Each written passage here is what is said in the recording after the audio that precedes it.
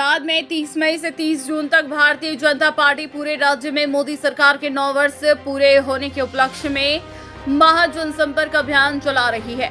इसी कड़ी में गुरुवार को धनबाद में राज्य के प्रदेश प्रवक्ता प्रतुल शाहदेव और सांसद पीएन सिंह की मौजूदगी में प्रेस वार्ता का आयोजन किया गया, जिसमें सांसद और प्रदेश प्रवक्ता ने सेवा, सुशासन और गरीब कल्याण करने वाली मोदी सरकार की उपलब्धियों को बताया।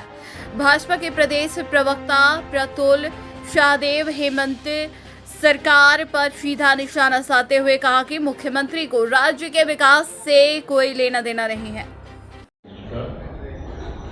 और उनसे आगे करेंगे कि विधि व्यवस्था यहाँ चौपट है, राज पर अंकुश लगाने का काम। रक्षा के लिए शपथ ली है। अगर आप किसी दल विशेष के एजेंट को बनकर सारे संवैधानिक और कानून को तोड़कर सिर्फ लूट में लगे रहेंगे ना, तो हमारी भी सरकार रहेगी और हम भी इसे नहीं भूलेंगे। धन्यवाद। प्रत्यक्ष रूप से यहाँ पर जो मोदी सरकार है धनबाद जिला में भी कार्य किया। ऐसे आप जानते हैं कि बीते 9 वर्ष हमारी सरकार का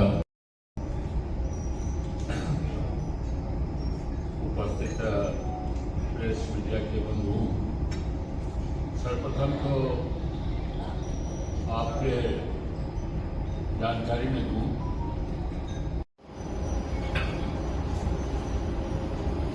जैसा कि आपके मन में भाव है और धनबाद के आप पत्रकार हैं, लेकिन पूरे प्रदेश में यही स्थिति है कि विधि व्यवस्था खराब है।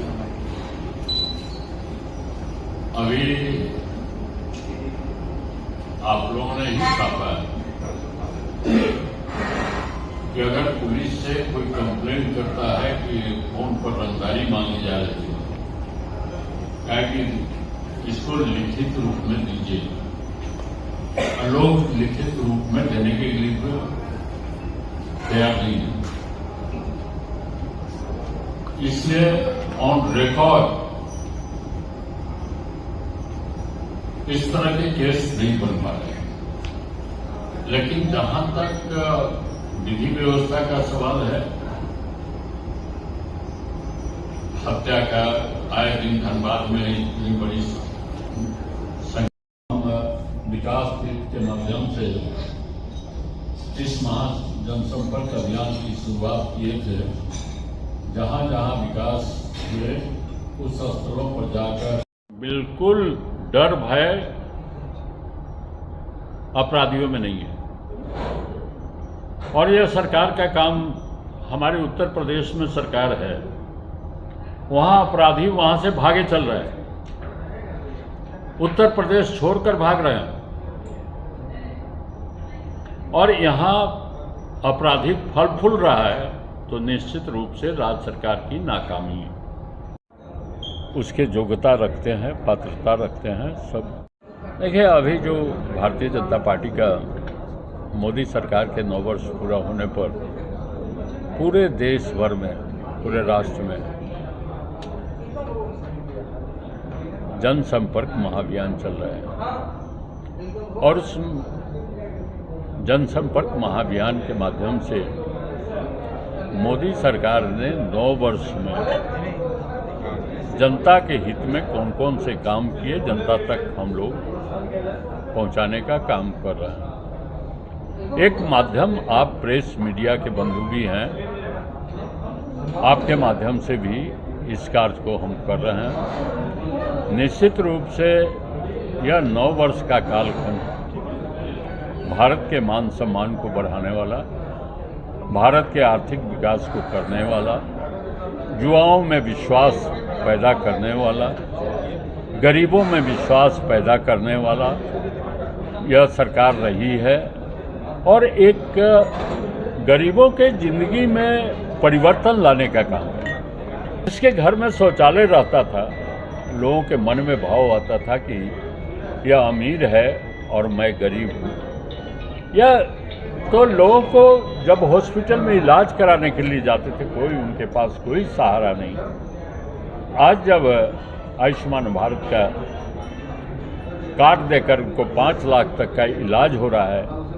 यह उपलब्धियों का वर्ष रहा है और ये पूर्व के इतिहास भी हैं कि 2014 में जब देश के प्रधानमंत्री नरेंद्र मोदी जी भारत के प्रधानमंत्री हुए तो उन्होंने 5 वर्षों तक जो काम किया उसका परिणाम जनता ने उनको दिया कि जितने सीट थे उसमें काफ़ी बढ़ोतरी हुई में रूस आर्थिक तंगी में पाकिस्तान की हालत खराब, पाकिस्तान तो और वैसे समय भारत ने यहाँ पर अपने 5वां नंबर पर था आर्थिक विकास इकोनॉमी, वह 3रे नंबर पर विश्व में पहुँच गया। यह मोदी सरकार की उपलब्धि है और जिस उपलब्धि को हम जनता के बीच में सर एक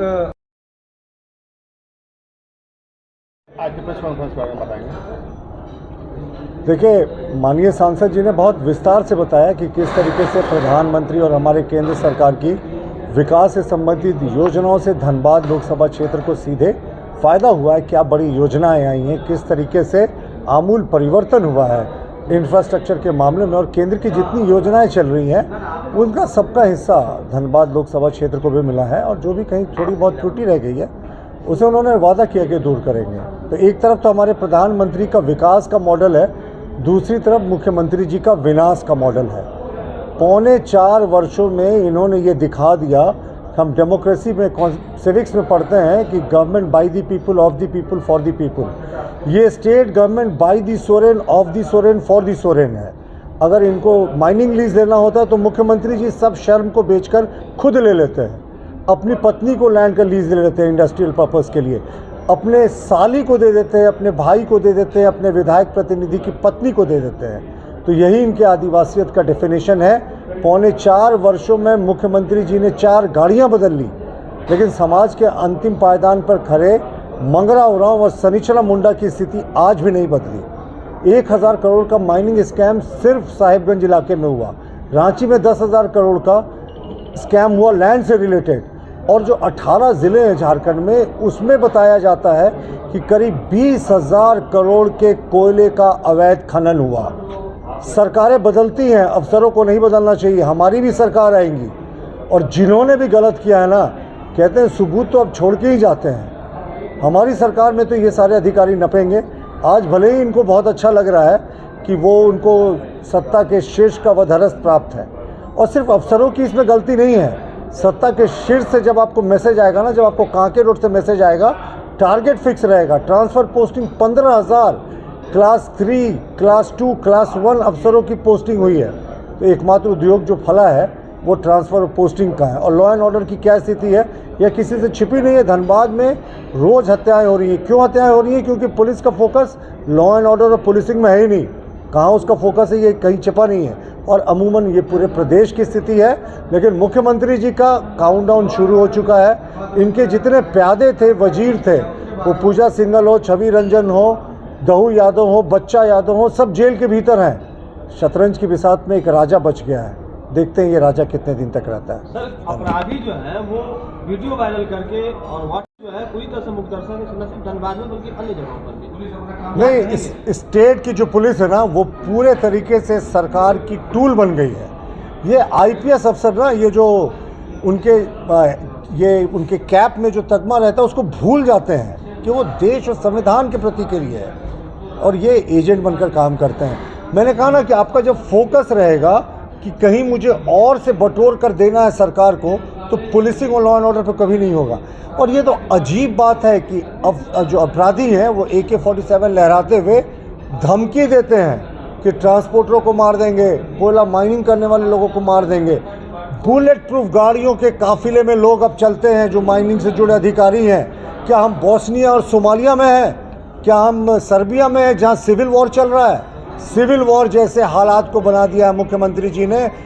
अब ग्रामीण क्षेत्रों में देखें तो नक्सलियों का सर चढ़ के बोल रहा है, और शहरी इलाके में संगठित अपराध, तो जनता जाए तो जाए कहाँ। धन्यवाद।